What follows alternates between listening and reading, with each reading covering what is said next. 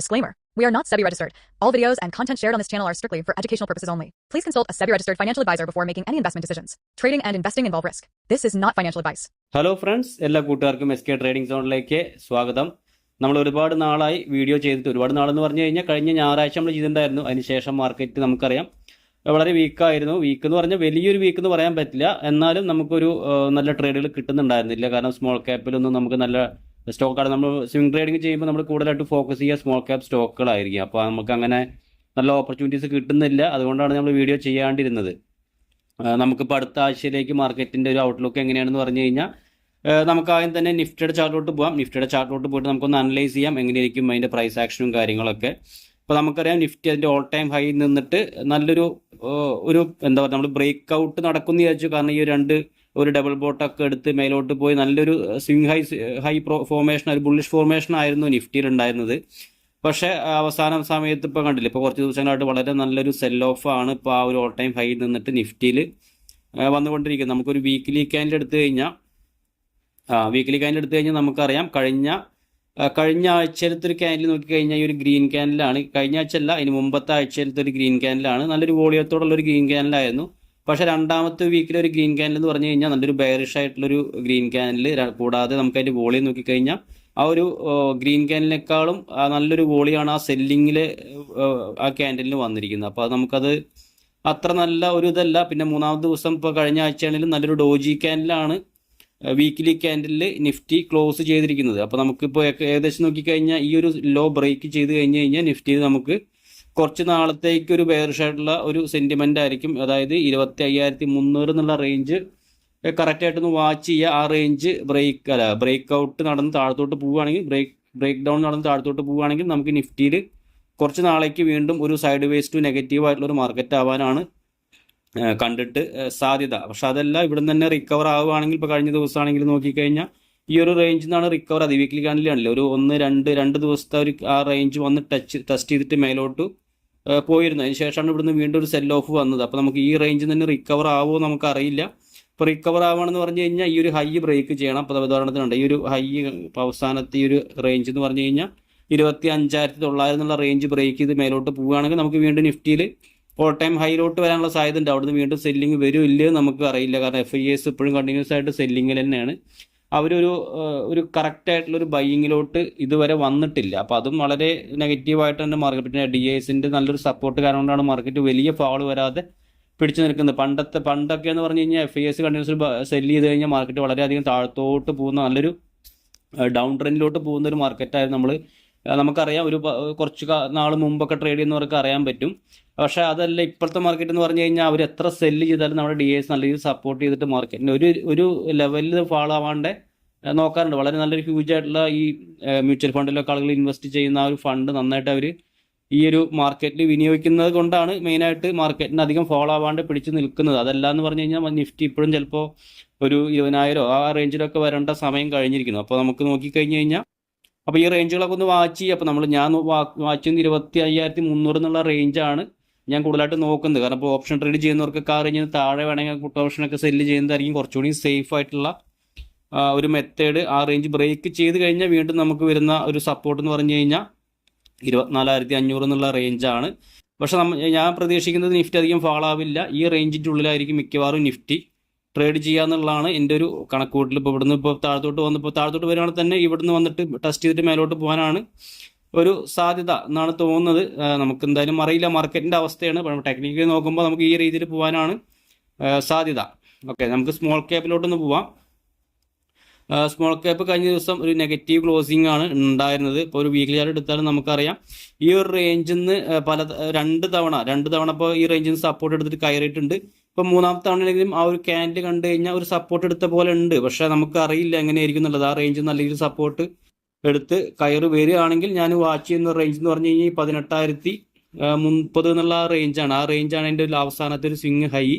ആ range break ചെയ്ത് sustain ചെയ്താലാണ് സ്മോൾ ക്യാപ്പിൽ നമുക്ക് വീണ്ടും ഒരു മൂവ്മെൻറ്റ് കിട്ടാനുള്ള സാധ്യതയുള്ളൂ. അതുപോലെ നമുക്ക് ഈ ഒരു ട്രെൻഡ് ലൈൻ നോക്കിക്കഴിഞ്ഞാൽ ഒരു ബ്ലാക്ക് ട്രെൻഡ് ലൈൻ ഞാൻ വരച്ചിട്ടുണ്ട്. ആ റേഞ്ചും അതുപോലെ വരുന്ന ആ സ്വിംഗ് ഹൈ ഏകദേശം ഒരേ റേഞ്ചിലാണ്. അപ്പോൾ ആ റേഞ്ച് ബ്രേക്ക് ചെയ്ത് സസ്റ്റെയിൻ ചെയ്ത് കഴിഞ്ഞാൽ നമുക്ക് സ്മോൾ ക്യാപ്പിലും നല്ലൊരു മൂവ്മെൻറ്റ് കിട്ടാനുള്ള സാധ്യത ഉണ്ട്. അതല്ല സ്മോൾ ക്യാപ്പിന് ഇവിടുന്ന് വീണ്ടും ഒന്ന് പതുക്കെ പോയി ഈ റേഞ്ചിൽ നിന്ന് താഴത്ത് ടെസ്റ്റ് ചെയ്തിട്ട് ഒന്ന് റീടെസ്റ്റ് ചെയ്ത് താഴത്തോട്ട് പോവുകയാണെങ്കിൽ വീണ്ടും നമുക്ക് സ്മോൾ ക്യാപ്പ് നല്ലൊരു ബെയറിഷ് ആയിട്ടുള്ള ഒരു മൂവ്മെൻ്റ് ആണ് കാണാൻ പറ്റുന്നത്. കാരണം നിഫ്റ്റി അപേക്ഷിച്ച് സ്മോൾ ക്യാപ്പിൽ നമുക്ക് വലിയ ഒരു മൂവ്മെൻ്റ് ഒന്നും കാണുന്നില്ല. കാരണം നമുക്കറിയാം കൂടുതലും ഓപ്ഷൻ ട്രേഡിങ്ങും പൊസിഷനുകളൊക്കെ കൂടുതലായിട്ട് ആളുകൾ ചെയ്യുന്നത് നിഫ്റ്റിയിലായിരിക്കും. അപ്പോൾ അതിലുള്ള സ്റ്റോക്കുകളിലാണ് ആളുകൾ കൂടുതലായിട്ട് ഇൻവെസ്റ്റ് ചെയ്യുന്നതും അവരുടെ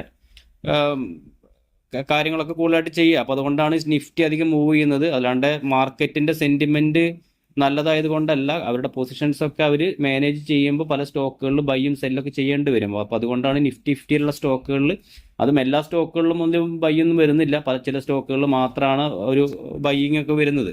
ഇപ്പോൾ നോക്കുകയാണെങ്കിൽ നമുക്ക് FIS ഒക്കെ നല്ല രീതിയിൽ ഷോർട്ട് ചെയ്ത് വെച്ചിരിക്കുകയാണ് മാർക്കറ്റിനെ. അപ്പോൾ അതുകൊണ്ട് നമുക്ക് ഈ റേഞ്ചുകളൊക്കെ ഒന്ന് വാച്ച് ചെയ്യുക. 18,030 എന്നുള്ള റേഞ്ച് നമുക്ക് വളരെ ഇമ്പോർട്ടൻ്റ് ആണ് സ്മോൾ ക്യാപ്പിൽ.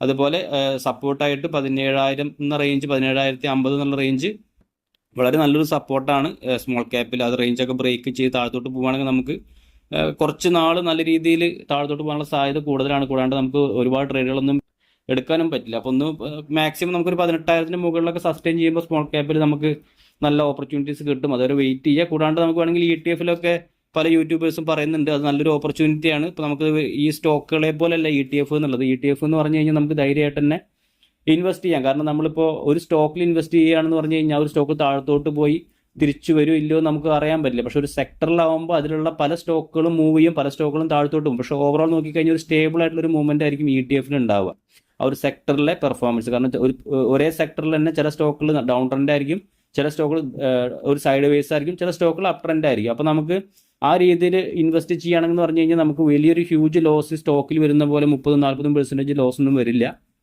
കൂടാതെ ETF-ലാകുമ്പോൾ നമുക്ക് ആവറേജ് ചെയ്ത് കൊടുക്കുകയും ചെയ്യാം. കാരണം എന്തായാലും പതുക്കെ കയറി വരുന്നുള്ള ഉറപ്പാണ്, ക്ഷമയോടെ ഇരിക്കണം എന്നുള്ള ഒറ്റ പ്രശ്നമുള്ളൂ. പക്ഷേ MTF-ലൊന്നും ട്രേഡ് ചെയ്യരുത്. നമ്മളൊരു ലോങ് ടൈമിലേക്ക് എന്ന് പറഞ്ഞു കഴിഞ്ഞാൽ, ലോങ് ടൈം എന്ന് പറഞ്ഞാൽ അധികം നാളൊന്നും ഹോൾഡ് ചെയ്യേണ്ടി വരില്ല. ഒരു 6-7 മാസമൊക്കെ ഹോൾഡ് ചെയ്യുമ്പോൾ തന്നെ നമുക്ക് ഈ ETF-ൽ നിന്നൊക്കെ നമുക്ക് ഏകദേശം നല്ലൊരു റിട്ടേൺ കിട്ടാനുള്ള സാധ്യതയുണ്ട്. ഒരു 10-15% റിട്ടേൺ കിട്ടിയാൽ തന്നെ നമുക്ക് FD റിട്ടേണേക്കാളും നല്ലൊരു റിട്ടേൺ ആയല്ലോ. അപ്പം ഈ മാക്സിമം അങ്ങനെ ETF-കളൊക്കെ നോക്കുന്നതായിരിക്കും ഇങ്ങനെയുള്ള സിറ്റുവേഷനിൽ സ്റ്റോക്കുകളെക്കാളും നല്ലത്. കാരണം നമ്മളിപ്പോൾ ഒരു സ്റ്റോക്ക് ഇപ്പോൾ റെയിൽവേ സെക്ടർ ബഡ്ജറ്റ് വരുന്നുണ്ട്, അത് കയറുന്നു പറഞ്ഞിട്ട് ചെറിയ മൂവ്മെൻറ്റ് കിട്ടിയിരുന്നു. പക്ഷെ നമുക്ക് പറയാൻ പറ്റില്ല ഈ സെക്ടറാണ് ബഡ്ജറ്റിൽ പറയാനുള്ളത്. അതുപോലെ ബഡ്ജറ്റ് അടുത്ത മാസം 1-ാം തീയതിയാണ് വരുന്നത്. അപ്പോൾ ഒന്ന് വാച്ച് ചെയ്യുക. കാരണം മുമ്പ് ചെറിയൊരു വോളറ്റിലിറ്റി ഉണ്ടാവും. അപ്പോൾ ആ സമയങ്ങളിൽ ഒന്ന് മാറി നിൽക്കുക, ഒരാഴ്ചയൊക്കെ മാർക്കറ്റിൽ നിന്ന് മാറി നിന്നിട്ട് ആ മാർക്കറ്റ് ഒന്ന് സ്റ്റേബിൾ ആയതിനു ശേഷം മാത്രം പുതിയ പൊസിഷൻസ് ഒക്കെ ക്രിയേറ്റ് ചെയ്യുന്നതായിരിക്കും കുറച്ചുകൂടെ നല്ലത്. ഓക്കെ, അപ്പോൾ നമുക്ക് ഒരു 2 സ്റ്റോക്കുകൾ ഞാൻ ജസ്റ്റ് ഒന്ന് പറഞ്ഞിട്ട് പോകാം. ഞങ്ങളൊരു ബൈസൽ റെക്കമെൻഡേഷൻ അല്ല, ജസ്റ്റ് നിങ്ങളൊന്ന് വാച്ച് ചെയ്യുക. ഈ 2 സ്റ്റോക്കുകൾ ഈ ഒരു വീക്ക് മാർക്കറ്റിൽ നല്ല രീതിയിൽ പെർഫോം ചെയ്തിട്ടുണ്ട്. ടെക്നിക്കലി നോക്കുമ്പോൾ നല്ലൊരു പൊസിഷനിലാണ് ഈ ഒരു സ്റ്റോക്കുകൾ നിൽക്കുന്നത്. അപ്പോൾ ഞാനൊന്ന് ജസ്റ്റ് ഒന്ന് ഷെയർ ചെയ്യാം ഈ 2 സ്റ്റോക്കുകളുടെ ചാർട്ടുകളൊക്കെ. ഞാൻ എൻട്രിയും അതൊന്നും പറയുന്നില്ല, ജസ്റ്റ് ചാർട്ട് മാത്രം ഞാൻ ഷെയർ ചെയ്ത് കാണിച്ചു തരാം. ആദ്യത്തെ ഒരു സ്റ്റോക്ക് സൺസെറ എന്ന് പറഞ്ഞൊരു സ്റ്റോക്കാണ്. സൺസെറ എഞ്ചിനീയറിംഗ് ലിമിറ്റഡ് എന്ന് പറഞ്ഞൊരു സ്റ്റോക്ക്. 1842 രൂപയാണ് ഈ സ്റ്റോക്കിൻ്റെ വില വരുന്നത്. ഓക്കെ, ഇപ്പോൾ ഈ ഒരു സ്റ്റോക്കിന് ചാർട്ടിലോട്ട് വന്നു കഴിഞ്ഞാൽ നമുക്കറിയാം ഇതിൻ്റെ ഒരു ഓൾ ടൈം ഹൈ ആയിരുന്നു ഈ 17,060 എന്നുള്ള റേഞ്ച്. ആ റേഞ്ച് ബ്രേക്ക് ചെയ്തുകൊണ്ട് ഓൾറെഡി നമുക്ക് ബ്രേക്ക് ചെയ്ത് കുറച്ച് നാളത്തെ അടിയിൽ ഒരു കൺസോൾട്ടേഷൻ ചെയ്ത് നല്ല രീതിയിലുള്ള വോളിയത്തോടുള്ള നല്ലൊരു ബ്രേക്ക് ഔട്ട് ആയിരുന്നു ഒരു സ്റ്റോക്കിൽ ഉണ്ടായിരുന്നു. ഇവിടെ നോക്കിക്കഴിഞ്ഞാൽ അറിയാം നമുക്കൊരു 3 ദിവസം കൊണ്ട് തന്നെ ഏകദേശം നല്ലൊരു മൂവ്മെൻറ്റ് തന്നു. അതിനുശേഷം സ്റ്റോക്ക് വീണ്ടും അതേ റേഞ്ചിൽ തന്നെ റീടെസ്റ്റ് ചെയ്തിട്ടുണ്ട്. അവിടെ നിന്ന് പതുക്കെ കയറാനുള്ള ഒരു ശ്രമം നടത്തുന്നുണ്ട്. അപ്പോൾ നമുക്കിതിലേക്ക് വേണമെങ്കിൽ ഒരു എൻട്രി ഒക്കെ നമുക്ക് നോക്കാം. മാർക്കറ്റ് പോസിറ്റീവ് ആണെന്നുണ്ടെങ്കിൽ ഞാൻ ഇതിൻ്റെ എൻട്രി ഒന്നും പറയുന്നില്ല. നിങ്ങൾക്ക് നമ്മുടെ ടെലിഗ്രാം ഗ്രൂപ്പ് ഉണ്ട്, അതിലേക്ക് ജോയിൻ ചെയ്യാം. അപ്പോൾ ഡൗട്ടുകൾ എന്തെങ്കിലും എൻട്രികൾ എടുക്കാൻ താല്പര്യം ഉണ്ടെങ്കിൽ അതിലേക്ക് ചോദിക്കാൻ, നിങ്ങൾക്ക് പേപ്പർ ട്രേഡ് ഒക്കെ ചെയ്ത് പഠിക്കാൻ വേണ്ടി ഞാൻ വേണമെങ്കിൽ ഇതിൻ്റെ എൻട്രികളൊക്കെ പറയാം. പക്ഷേ മാർക്കറ്റ് പോസിറ്റീവ് ആയിരിക്കണം ചില സമയങ്ങൾ എന്താണെന്ന് പറഞ്ഞു കഴിഞ്ഞാൽ ഇപ്പോൾ നല്ലൊരു പോസിറ്റീവായിട്ടുള്ളൊരു ക്യാൻഡിലാണ്. പക്ഷെ നമുക്ക് ഇവിടുന്ന് താഴത്തോട്ട് വരുമെന്ന് അറിയില്ല. അപ്പോൾ നമുക്ക് ഇതിൻ്റെ ഈ ഒരു ഹൈ ഒക്കെ ബ്രേക്ക് കഴിഞ്ഞ ദിവസത്തെ ഹൈ ഒക്കെ ബ്രേക്ക് ചെയ്താലാണ് നമുക്ക് വീണ്ടും ഒരു ഉറപ്പ് പറയാൻ പറ്റുള്ളൂ. അതല്ല സ്റ്റോക്ക് ഇവിടുന്ന് തന്നെ നാളത്തെ ഒരു ദിവസം ഇവിടുന്ന് സ്റ്റാർട്ട് ചെയ്ത് വീണ്ടും താഴത്തോട്ട് വന്ന് ഈ ഒരു ലോ ബ്രേക്ക് ചെയ്ത് കഴിഞ്ഞാൽ വീണ്ടും നമുക്ക് ഈ ഒരു സ്റ്റോക്കിലേക്ക് എൻട്രി ഇല്ല. അപ്പോൾ അതുകൊണ്ടാണ് നമ്മളെപ്പോഴും കെയർഫുൾ ആയിട്ട് മാത്രം ട്രേഡ് ചെയ്യാൻ ശ്രമിക്കുക. അതല്ലാന്ന് പറഞ്ഞു കഴിഞ്ഞാൽ സ്കിപ്പ് ചെയ്യാം. നമുക്ക് വേണമെങ്കിൽ മാർക്കറ്റൊക്കെ ഒന്ന് നല്ല രീതിയിലായിട്ട് എൻട്രി എടുക്കുന്നതായിരിക്കും കുറച്ചുകൂടി നല്ലത്. പക്ഷേ ഞാൻ നല്ലൊരു ചാർട്ട് കണ്ടപ്പോൾ ഞാൻ ഒന്ന് ഷെയർ ചെയ്തതാണ്. കാരണം പൊതുവെ സ്വിംഗ് ട്രേഡ് ചെയ്യുന്ന ആൾക്കൊക്കെ അറിയാം, പൊതുവെ ഇങ്ങനെയുള്ള സ്റ്റോക്കുകൾ നല്ലൊരു ബ്രേക്ക് ഔട്ട് തന്ന ആ റേഞ്ചിലോട്ടൊന്ന് ഒന്ന് റീടെസ്റ്റ് ചെയ്തിട്ട് ആ റേഞ്ചിൽ നിന്ന് മേലോട്ട് പോകുന്ന സിറ്റുവേഷൻസ് ഉണ്ട്. അപ്പോൾ ഈ ഒരു സ്റ്റോക്ക് ഒന്ന് വാച്ച് ചെയ്യാം. അതുപോലെ അടുത്തൊരു സ്റ്റോക്കാണ് MTAR ടെക്നോളജി ലിമിറ്റഡ് എന്ന് പറഞ്ഞൊരു സ്റ്റോക്ക്. 2,670 രൂപയാണ് സ്റ്റോക്കിൻ്റെ പ്രൈസ് ഇപ്പോൾ വരുന്നത്. അപ്പോൾ ഇതിലേക്ക് നോക്കുകയാണെങ്കിലും നമുക്ക് ഇതിൻ്റെ ഒരു ട്രെൻഡ് ലൈനാണ്. ഞാൻ ഒരു വീക്കിലി കഴിഞ്ഞ് എടുത്താൽ നമുക്ക് കുറച്ച് ക്ലിയർ ആയിട്ട് മനസ്സിലാവും.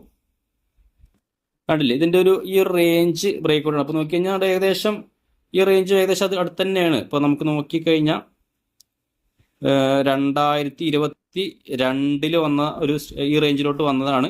അപ്പോൾ 2026 ആയിട്ടുണ്ട്, ഏകദേശം 4 വർഷത്തിൻ്റെ അടുത്ത് ഒരു സ്റ്റോക്ക് ഇതേ റേഞ്ചിൽ തന്നെയാണ്. നല്ലൊരു ബ്രേക്ക് ഔട്ട് ഒന്നും വന്നിട്ടില്ല. കഴിഞ്ഞ പ്രാവശ്യം പെടുന്ന ഒരു ബ്രേക്ക് ഔട്ട് വന്നെങ്കിൽ സസ്റ്റെയിൻ ചെയ്യാണ്ടാണ് വീണ്ടും സ്റ്റോക്ക് താഴത്തോട്ട് വന്നതിന് ശേഷം വീണ്ടും നമുക്ക് നോക്കിക്കഴിഞ്ഞാൽ ഈ ഒരു ട്രെൻഡ് ലൈനും അതുപോലെ ബ്രേക്ക് ഔട്ടൊക്കെ നോക്കിക്കഴിഞ്ഞാൽ ഒരു നല്ലൊരു വോളിയൊക്കെ വരുന്നുണ്ട്. കഴിഞ്ഞ 2-3 ദിവസം കണ്ടില്ല ഈ റേഞ്ചിലൊക്കെ നല്ലൊരു വോളിയത്തോടുള്ള ഒരു ക്യാൻഡിലാണ്. ആ ഒരു ക്യാൻഡിൽ താഴത്തോട്ടൊന്നും സ്റ്റോക്ക് പോയിട്ടില്ല.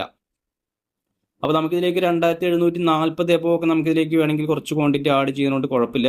വലിയ ക്വാണ്ടിറ്റികളൊന്നും ആഡ് ചെയ്യരുത്, ചെറിയ ക്വാണ്ടിറ്റികളൊക്കെ വേണമെങ്കിൽ ഒന്ന് നോക്കാവുന്നതാണ്. ഇതിൻ്റെ സ്റ്റോപ്പ് ലോസ് ഇതിൻ്റെ ഈ ഒരു ക്യാൻഡിൽ താഴെ വയ്ക്കുന്നതായിരിക്കും നല്ലത്. 2493 സ്റ്റോപ്പ് ലോസ് വെച്ചിട്ട് വേണമെങ്കിൽ ഒരു ഷോർട്ട് ടൈമിലേക്കോ ഒരു മിഡ് ടൈമിലേക്കൊക്കെ നോക്കുന്നത് വളരെ നല്ലതായിരിക്കും. നല്ലതെന്ന് പറഞ്ഞാൽ മാർക്കറ്റ് നമ്മുടെ ഫേവറായിട്ട് വന്നാലാണ് ഏതൊരു സ്റ്റോക്കാണെങ്കിലും പെർഫോം ചെയ്യുള്ളൂ. അതല്ല നമ്മളിപ്പോൾ എത്ര നല്ല ടെക്നിക്കലും കാര്യങ്ങളൊക്കെ നോക്കിയാലും മാർക്കറ്റ് ഫേവറായിട്ട് വന്നിട്ടില്ല എന്ന് പറഞ്ഞു കഴിഞ്ഞാൽ സ്റ്റോക്ക് താഴത്തോട്ട് തന്നെ പോകും. അപ്പോൾ നമ്മൾ പെട്ടെന്ന് തന്നെ സ്റ്റോപ്പ് ലോസിൽ എക്സിറ്റ് ചെയ്യാന്നുള്ളത്, നമ്മൾ മാർക്കറ്റ് വീണ്ടും തിരിച്ചു കയറുന്നുള്ള രീതിയിൽ ഒരിക്കലും സ്റ്റോക്കിൽ ഹോൾഡ് ചെയ്യാതിരിക്കുക. അതാണ് കൂടുതൽ ലോസിലോട്ട് പോകുക. നമ്മളിപ്പോൾ ഒരു 5-10% ലോസിൽ നമ്മൾ എക്സിറ്റ് ചെയ്യാൻ മടിച്ചിട്ട് ആ ഒരു സ്റ്റോക്ക് വീണ്ടും 20-30-40% നമ്മൾ എക്സിറ്റ് ചെയ്യില്ല. കാരണം 40% ഇനിയിപ്പോൾ പോട്ടെ ഇനി വരുമ്പോൾ നോക്കാമെന്ന് പറഞ്ഞിട്ട് നമ്മളത് ലോങ് ടൈം എന്നുള്ള രീതിയിൽ അത് ഹോൾഡ് ചെയ്യും. എന്നിട്ട് നമ്മൾ ഒരുപാട് ചിലപ്പോൾ 2-3 വർഷമൊക്കെ ഹോൾഡ് ചെയ്തിട്ടായിരിക്കും നമ്മുടെ ഒരു ബ്രേക്ക് ഈവൻ എത്തുക. നമ്മൾ ചിലപ്പോൾ എൻ്റെ അതേ പ്രൈസ് എത്തുമ്പോൾ തന്നെ അപ്പം തന്നെ എക്സിറ്റ് ചെയ്യുകയും ചെയ്യും. അപ്പോൾ നമുക്ക് ആ ഒരു സ്റ്റോക്ക് നമ്മൾ 3 വർഷം ഹോൾഡ് ചെയ്ത് നമുക്ക് അതൊരു ബെനിഫിറ്റും കിട്ടിയിട്ടില്ലല്ലോ. അതിന് ശേഷമായിരിക്കും സ്റ്റോക്ക് മേലോട്ട് പോവുക. അപ്പോൾ നമ്മൾ വിചാരിക്കും അയ്യോ എന്തിനാ എക്സിറ്റ് ചെയ്തെന്നുള്ളത്. അങ്ങനെയാണ് ഒരുപാട് റീറ്റെയിൽ ആയിട്ടുള്ള ആൾക്കാരൊക്കെ ചെയ്യുന്നത്. അത് കറക്റ്റായിട്ടുള്ളൊരു മണി മാനേജ്മെൻറ്റ്, പൊസിഷൻ സൈസിങ് മാർക്കറ്റിൽ അധികം പരിചയമില്ലാത്തതുകൊണ്ടാണ് അങ്ങനെ നടക്കുന്നത്. അപ്പോൾ മാക്സിമം നമ്മൾ ചെയ്യാൻ പറ്റുന്നതെന്ന് പറഞ്ഞു കഴിഞ്ഞാൽ നമ്മുടെ സ്റ്റോപ്പ് ലോസിൽ എക്സിറ്റ് ചെയ്യുക എന്നുള്ളത് തന്നെയാണ്. അതുപോലെ ടാർഗറ്റ് ആയിട്ട് വെക്കുക. ടാർഗറ്റ് വെച്ച് കഴിഞ്ഞാൽ നമുക്ക് അതിലൊരു ക്വാണ്ടിറ്റി നമ്മൾ എപ്പോഴും ബുക്ക് ചെയ്യാൻ ശ്രമിക്കുക. നമ്മളത് ഫുൾ ക്വാണ്ടിറ്റി ബുക്ക് ചെയ്യാൻ പറ്റില്ല എന്ന് പറഞ്ഞാൽ ഒരു 80%, 70% ഒക്കെ ക്വാണ്ടിറ്റി നമ്മൾ അവിടെ നിന്ന് ബുക്ക് ചെയ്യുക. അതിനുശേഷം ബാക്കി വേണമെങ്കിൽ ചെറിയൊരു ക്വാണ്ടിറ്റി വേണമെങ്കിൽ നമ്മൾ ഹോൾഡ് ചെയ്യാം. അതിനുശേഷം ആ ഒരു സ്റ്റോക്ക് വീണ്ടും താഴത്തോട്ട് വരികയാണെങ്കിൽ നമ്മുടെ എൻട്രി പ്രൈസിൽ നിന്ന് എക്സിറ്റ് ചെയ്യാം. എന്നാലും നമ്മൾ ഓവറോൾ പ്രോഫിറ്റിലായിരിക്കും. അങ്ങനെ ഒരുപാട് ടെക്നിക്കുകൾ നമുക്ക് ചെയ്യാൻ പറ്റും. എന്തായാലും നമുക്ക് ഈ 2 സ്റ്റോക്കുകളൊന്ന് വാച്ച് ചെയ്യുക. കാരണം നമ്മൾ മാർക്കറ്റ് ഇങ്ങനെ ആയതുകൊണ്ട് നമ്മൾ കൂടുതലായിട്ട് സ്റ്റോക്കുകളൊന്നും പറയുന്നില്ല. ഒരുപാട് സ്റ്റോക്കുകൾ നല്ല ടെക്നിക്കലൊക്കെ ഇട്ട് നിൽക്കുന്നുണ്ട്. ഞാൻ എല്ലാം ഷെയർ ചെയ്യുന്നില്ല. 2 സ്റ്റോക്കുകൾ കുറച്ച് ഫണ്ടമെൻ്റലും അതുപോലെ ടെക്നിക്കലി നോക്കുമ്പോൾ കുറച്ച് 2 സ്റ്റോക്കുകൾ ഞാൻ ജസ്റ്റ് ഒന്ന് ഷെയർ ചെയ്തു എന്നേ ഉള്ളൂ.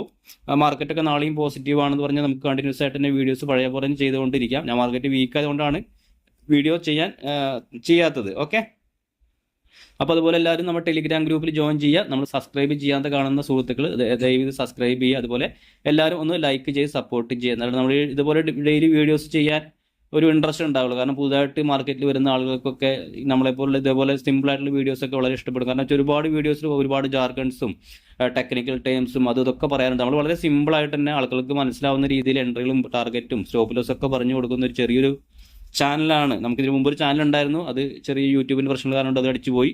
അപ്പോൾ നമ്മൾ വീണ്ടും സ്റ്റാർട്ട് ചെയ്തൊരു ചാനലാണ്. അപ്പോൾ എല്ലാവരും സപ്പോർട്ട് ചെയ്യുക. അപ്പോൾ നമുക്ക് നാളെ മാർക്കറ്റൊക്കെ നല്ലതാണെന്ന് പറഞ്ഞാൽ നമുക്ക് നല്ല സ്റ്റോക്കിലായിട്ട് നാളെ വരാം, ഇല്ലെങ്കിൽ മറ്റന്നാൾ വരാം. Okay friends, thank you.